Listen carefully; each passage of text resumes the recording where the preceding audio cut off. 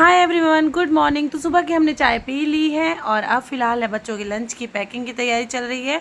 तो बेटे के लिए मैं इसमें लस्सी डाल रही हूँ ग्लास में और इसे अब अच्छे से बंद कर दूँगी।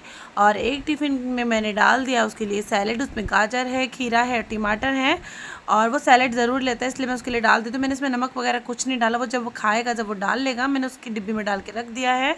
और मैंने आज उसकी फेवरेट बनाई है ये कढ़ाई पनीर, जो उसे बहुत पसंद है और वो पराठे पूरी कम खाता है, तो मैं उसके लिए सिंपल रोटी ही बना देती हूँ। तो मैंने बस वही सिंपल रोटी बना दी है और अब जल्दी से उसका मैं लंच पैक कर देती हूँ।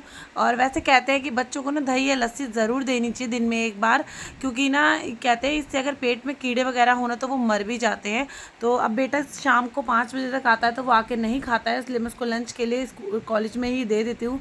तो मैंने डाल दी है उसके लिए लस्सी वगैरह सब कुछ। उसके बाद मैंने एक ये वाइप्स रख दिया है, तो खाना वगैरह खाएगा तो हैंड अपने पूरे अच्छे से साफ़ कर लेगा। उसके बाद लीजिए उसका तो लंच हो गया है पैक।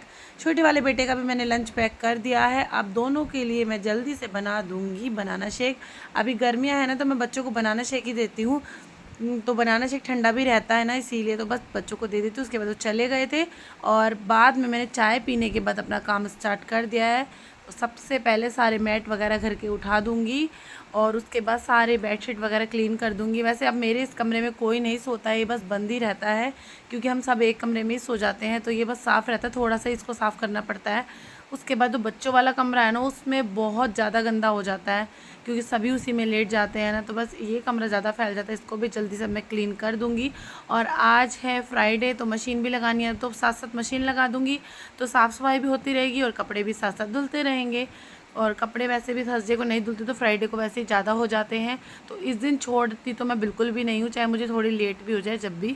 और लीजिए फाइनली मैंने मशीन लगा दी, बस अब ये अपना काम करेगी और मैं अपना काम। अब मैं आ जाती हूँ किचन में।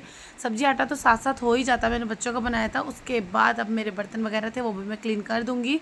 किचन का काम हो जाता है ना, तो बस ऐसा लगता है बहुत काम हो गया, क्योंकि थक के सबसे पहले जब भूख लगती है तो किचन ही दिखाई देती है। अगर खाना बना हुआ मिल जाए तो बस उसमें तो ऐसा लगता है जैसे ये सब जादू से हो रहा है। और फाइनली मेरे किचन भी बहुत अच्छे से साफ़ हो चुकी थी। बस अब रोटी बनानी है, वो मैं बाद में नहा के बनाऊँगी। और लीजिए मैं जल्दी से नहा के आ चुकी हूँ और साथ साथ कपड़े भी धुल गए थे, तो बस अब जल्दी से इनको मैं सुखा देती हूँ। और अब आजकल हवा बहुत तेज़ चलने लगी ना, तो वे जल्दी ही सूख जाएंगे। और वैसे भी ड्रायर करे हुए कपड़ों को थोड़ी सी हवा की ज़रूरत होती है और ज़्यादा धूप तो मैंने लगने नहीं दूँगी, नहीं तो ना मुझे ऐसा लगता है जैसे कलर बिल्कुल ख़राब हो जाएगा। और आज मैंने सभी की साथ बना दी थी, क्योंकि बच्चों की कढ़ाई पनीर बनाई थी ना, तो मैंने साथ में ही वही बना दी थी, क्योंकि वो सभी खा लेते हैं, वरना मुझे अलग अलग सब्जियां बनानी पड़ती हैं। और आज मेरा बिल्कुल भी रोटी खाने का मन नहीं था, क्योंकि मुझे हल्का सा फीवर हो रहा है, सारे हाथ पैरों में बहुत ज़्यादा दर्द हो रही है। तो मैंने थोड़ी सी अपने लिए बना ली है ये मैगी। और अब मैगी थोड़ी सी खाने के बाद भी मुझे ना ये भी खाने का मन नहीं था, मुझे ये भी कड़वी लग रही, शायद मुझे ये फीवर की वजह से ही कड़वी लग रही थी। तो आप कमेंट करके अब ज़रूर बताना कि आपको आज ही मेरा ब्लॉग कैसा लगा। फिर मिलेंगे, बाय।